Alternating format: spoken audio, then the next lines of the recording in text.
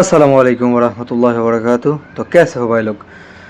मैं আলহামদুলিল্লাহ ভালো আছি। তো এখন চলে আসলাম এমসি কলেজের সামনে। তো আজকে আপনাদেরকে দেখাবো এমসি কলেজের সম্পূর্ণ এরিয়া বা সব কিছু ঘুরে দেখানোর চেষ্টা করব।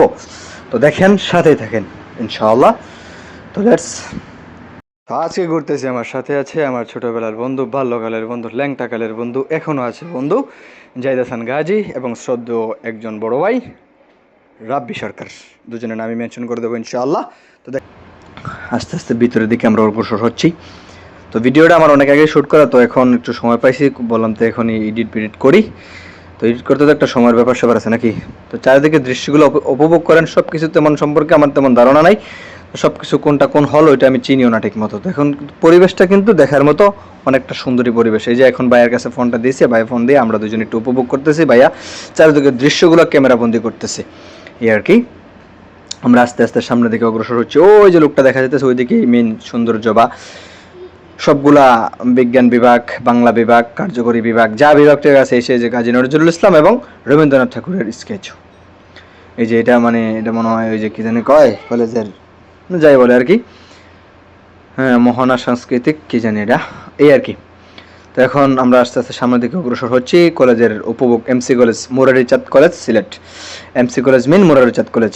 আমি এটা একদিন গেছিলাম, তো একটা সুন্দর একটা ইন্টারেস্টিং কাহিনী বলে আর আপনারা উপভোগ করেন।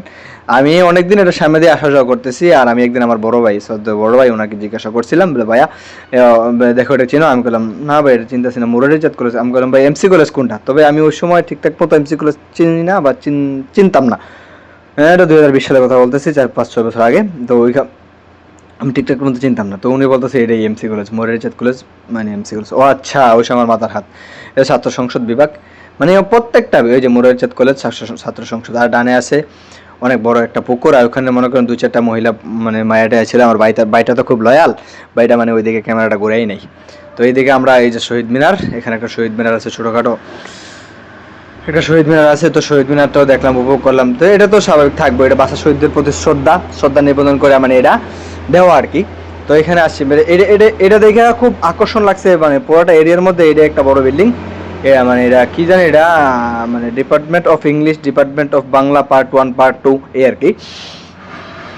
আমরা ওই সামনের দিকে একটু অগ্রসর হবো। এই যে এদিক দিয়ে ছোট একটা খালটাল আছে এই দিক দিয়ে, আর চা বাগান আছে এখানে, মনে চা বাগান আছে না কি জানি, টিল্লামিল্লা দেখলাম অনেক কিছু। আমি আমার জীবনে কোনোদিন ঢুকি না এই জায়গায়, তবে এখানে ঢোকার পর আমার ভালোই লাগছে। এই যে দেখেন কত সুন্দর মনোমুগ্ধকর পরিবেশ, একেবারে শান্তশিষ্ট পরিবেশ, খুব ভালো লাগছে আমার কাছে। ওই সময় আমি গেছি বা আমার লাইফে ফার্স্ট গেছিলাম তো ওইখানে, এই যে আমার জীবনের ফার্স্ট, ওইখানে আর আমি কোনোদিন আসি নাই, এই জীবনে প্রথমেই আসছিলাম। তো আপনারা দেখেন, উপভোগ করেন, অনেক ভালো লাগবে ইনশাআল্লাহ, এই আর কি।